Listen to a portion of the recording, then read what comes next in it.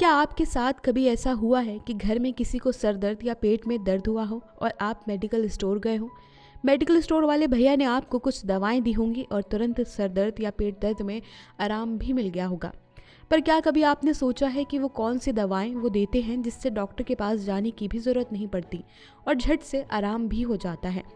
वो medical store वाले भैया डॉक्टर तो है नहीं, फिर कैसे वो तुरंत ऐसी दवाइयाँ दे देते हैं जिससे तुरंत आराम भी हो जाता है? दरअसल उन दवाओं में ज़्यादातर एंटीबायोटिक दवाएं होती हैं। वैसे तो एंटीबायोटिक दवाओं का सेवन आजकल बहुत आम हो गया है, लेकिन अगर आपको इसके बारे में नहीं पता तो बता दें, लुईस पाश्चर और रोबर्ट कोच ने सबसे पहले एंटीबायोटिक का वर्णन किया। एंटीबायोटिक का वास्तविक नाम एंटीबायोसिस होता है, जिसका अर्थ है जीवन के खिलाफ। आमतौर पर प्रतिजैविक या एंटीबायोटिक उन दवाओं को कहा जाता है जो बैक्टीरिया के खिलाफ काम करती हैं। फ्रांस के जीवाणु वैज्ञानिक विलेमिन ने इसका उपयोग दवाओं के असर के बारे में बताने के लिए किया था। अमेरिकी वैज्ञानिक सिलमैन वॉक्समैन ने साल 1942 में इसे एंटीबायोटिक नाम दिया।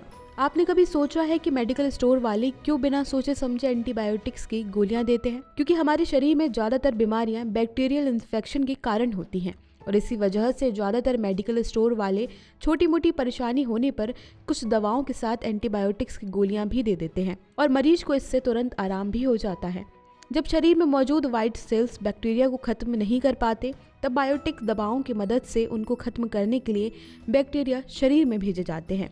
इन दवाओं को लोग हल्के फुल्के फीवर और दर्द में बिना डॉक्टर्स की सलाह के खा लेते हैं, जो सेहत के लिए नुकसानदेह हो सकता है। इस पर विशेषज्ञों का कहना है कि बिना किसी डॉक्टर की सलाह के बायोटिक दवाएं कभी नहीं दी जानी चाहिए, क्योंकि इन दवाओं के लाभ से ज्यादा नुकसान है। डॉक्टर्स कहते हैं कि ज्यादातर मामलों में एंटीबायोटिक देने की जरूरत नहीं होती और अगर जरूरत होती भी है तो हर व्यक्ति की उम्र, शारीरिक संरचना के हिसाब से इसकी मात्रा तय की जाती है।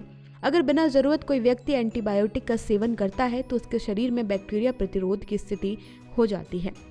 एंटीबायोटिक को समझने के लिए सबसे पहले हम बैक्टीरिया प्रतिरोध के बारे में जान लेते हैं।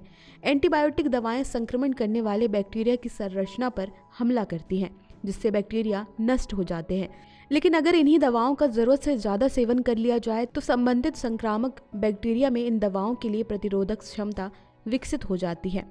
आसान भाषा में अगर बात करें तो बैक्टीरिया अपने शरीर की बनावट में परिवर्तन कर लेते हैं और फिर इन्हीं दवाओं का उस पर कोई असर नहीं होता। जब ये दवाएं असर करना बंद कर देती हैं तो बैक्टीरिया की शक्ति और बढ़ जाती है और फिर रोगी का ठीक हो पाना बिल्कुल मुश्किल हो जाता है। कभी कभी तो रोगी की मृत्यु भी हो जाती है। बैक्टीरिया प्रतिरोध के बारे में तो आपने जान लिया, लेकिन इसके अलावा भी इन दवाओं के बहुत सारे साइड इफेक्ट्स होते हैं। डायरिया, उल्टी, सरदर्द, ये सभी एंटीबायोटिक दवाओं के सबसे आम साइड इफेक्ट्स हैं। इसके नुकसान का अंदाजा इसी बात से लगाया जा सकता है कि अगर गर्भवती महिलाओं को बिना डॉक्टर के प्रिस्क्रिप्शन के एंटीबायोटिक दवाएं दे दी जाएं तो गर्भस्थ शिशु के दिव्यांग होने का खतरा 80% तक बढ़ जाता है और कभी कभी सीवियर साइड इफेक्ट्स की स्थिति में गर्भपात भी हो जाता है। विभिन्न शोधों में यह सामने आया है कि अगर छोटे बच्चों को बिना जरूरत एंटीबायोटिक दवाएं दी जाती हैं तो यह उनके विकास पर बुरा प्रभाव डालती है। एंटीबायोटिक का ज्यादा साइड इफेक्ट होने पर व्यक्ति को दवाएं असर करना बंद कर देती हैं। भारत में इसके बुरे हालात के बारे में बात करते हुए WHO की डॉक्टर मीनाब्दे कहती हैं कि भारत में हर साल लगभग 1 लाख ऐसे टीबी के मरीज आते हैं जिन पर कोई दवा असर नहीं करती। आज एंटीबायोटिक्स पर चर्चा हम इसलिए कर रहे हैं क्योंकि हाल ही में ICMR ने एंटीबायोटिक्स दवाओं को लेकर चेतावनी दी है। ICMR की ओर से लोगों को मामूली से बुखार में एंटीबायोटिक का इस्तेमाल न करने की सलाह दी है। साथ ही डॉक्टर्स को भी इन दवाओं का परामर्श देते समय कोर्स की समय सीमा का ध्यान रखने की बात कही है। तो चलते चलते हम एंटीबायोटिक का सेवन बढ़ने के कारण भी जान लेते हैं। हम सभी जानते हैं कि चीन के बाद भारत सबसे अधिक आबादी वाला देश है। लगभग 27 करोड़ जनसंख्या गरीबी रेखा से नीचे निवास करती है।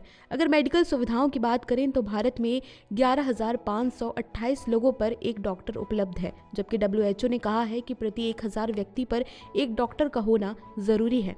ऐसी स्थिति में हर व्यक्ति की पहुंच डॉक्टर तक संभव नहीं हो पाती। महंगाई और गरीबी भी लोगों को डॉक्टर तक पहुंचने से रोकती है। यही वजह है कि लोग छोटी मोटी परेशानी होने पर मेडिकल स्टोर जाते हैं और अपनी जानकारी के हिसाब से या मेडिकल स्टोर वाले से पूछकर दवाई ले लेते हैं। विश्व स्वास्थ्य संगठन के एक सर्वे के अनुसार भारत में 53% लोग ऐसे हैं जो बीमार होने पर बिना डॉक्टर के परामर्श के ही एंटीबायोटिक ले लेते हैं। आपकी इस मुद्दे पर क्या राय है, हमें कमेंट बॉक्स में ज़रूर बताएं।